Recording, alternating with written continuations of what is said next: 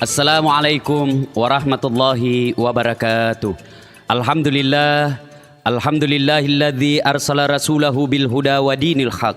Asyhadu an la ilaha illallah wa asyhadu anna Muhammadan abduhu wa rasuluh. Allahumma salli ala sayyidina Muhammad wa ala alihi wa sahbihi ajma'in. Amma ba'd. Ma'asyiral muslimin muslimat, pendengar suara Selebes yang insya Allah dimuliakan dan dirahmati oleh Allah Subhanahu wa Ta'ala. Pada kesempatan kita kali ini, kita akan membahas tentang balasan bagi mereka yang meninggalkan sholat. Pendengar yang terhormat, saya yakin bahwa di antara kita, alhamdulillah, termasuk umat yang tekun dan rajin menunaikan ibadah sholat. Namun, izinkan saya menyampaikan beberapa hal untuk menjadi renungan bagi mereka yang malas mendirikan sholat.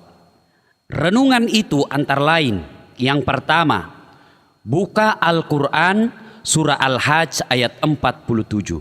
Di situ Allah menjelaskan, satu kali meninggalkan sholat, Allah menghukum kita 1 hari di neraka. Berapa yang namanya 1 hari di neraka? 1 hari di neraka sama dengan 1000 tahun ukuran dunia. Ini berarti bahwa jika ada di antara kita, misalnya, tidak mendirikan sholat subuh, maka nanti di akhirat diparkir 1 hari di neraka. Berapa yang namanya 1 hari di neraka? 1000 tahun ukuran dunia. Kadang ada yang bertanya, Ustadz, kok lama begitu? Ini tidak lama, karena 1000 tahun itu kita bandingkan dengan usia dunia. 1000 tahun bagi ukuran dunia itu memang lama, karena dunia ini ada akhirnya. Tetapi bagi akhirat 1000 tahun itu sejenak, karena akhirat itu tidak ada akhirnya. Para pendengar yang saya muliakan, bagaimana pula gambaran siksaan api neraka? Sekilas info tentang neraka.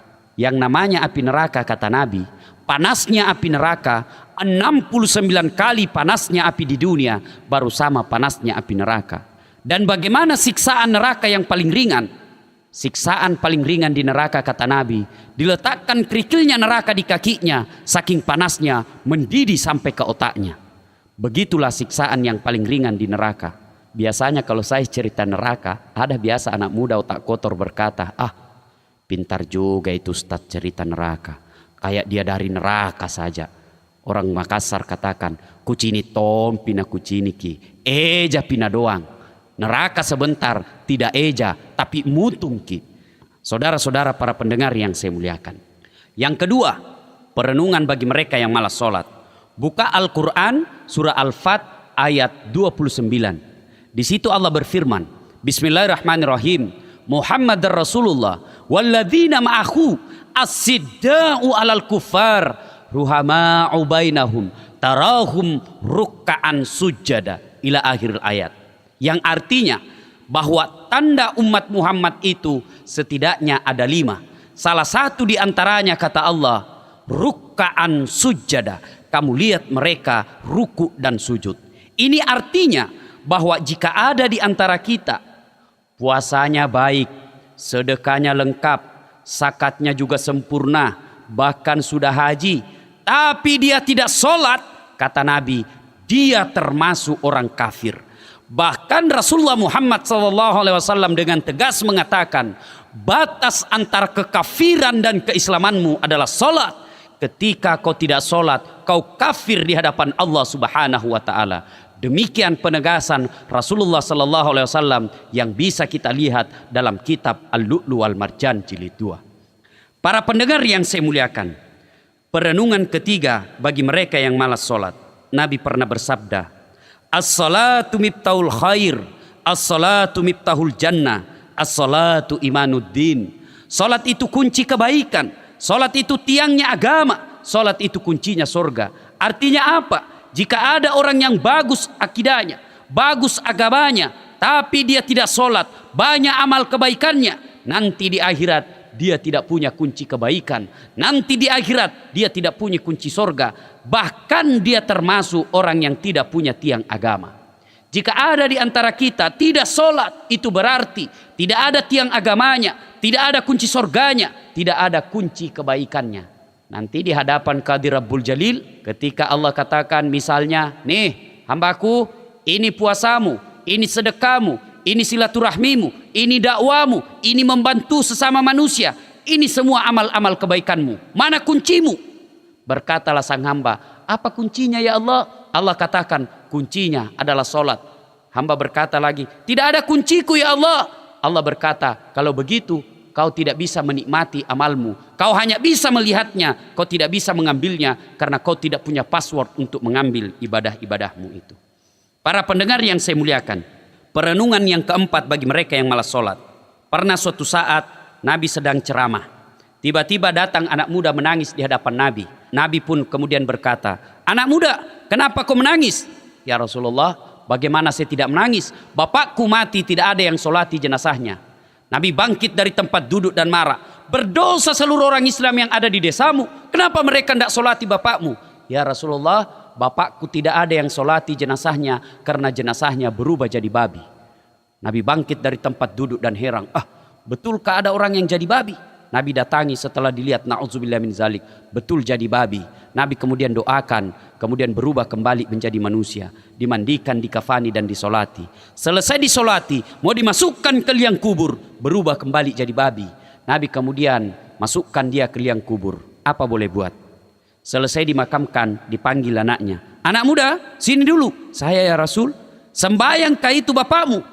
Anak muda berkata, ya Rasulullah, seumur hidup saya tidak pernah melihat bapak saya mendirikan sholat. Ma'asyiral muslimin, para pendengar yang saya hormati. Perenungan yang kelima, di alam kubur nanti, menurut buku Tanbihul Ghafilin yang dikarang oleh Abu Laith As-Samarkandi, di situ dijelaskan bahwa orang yang tidak mendirikan sholat pada saat dia meninggal nanti di alam kuburnya, ada teman yang diutus dari neraka Jahannam, namanya Asi Suhuja Al-Uqra. Kemudian terjadilah dialog dengan jenazah dengan utusan ini. Jenazah itu berkata, man anta, siapa kamu? Kemudian berkatalah ini utusan dari neraka Jahannam, ana Asi Suhuja Al-Uqra. Sayalah ular yang ekornya cuma satu, tapi kepalanya tidak bisa dihitung. Apa tugasnya ular ini? Melilit dan mematuk sang jenazah sampai hari kiamat. Berapa lama kita disiksa ular ini? Tergantung berapa lama datangnya kiamat. Na'udzubillah, zumma na'udzubillah. Ma'asyiral muslimin yang saya hormati. Perenungan yang keenam. Nanti di alam kubur, setelah seluruh pengantar kembali dari pemakaman, maka datanglah malaikat Mungkar dan Nakir menghampiri sang jenazah sambil menyodorkan 5 pertanyaan. Kelima pertanyaan ini harus dijawab sebelum dia melangkah ke tahap selanjutnya. Menurut para ulama, bagi mereka yang rajin sholat, tidak usah khawatir tentang pertanyaannya Mungkar dan Nakir di alam kubur. Kenapa?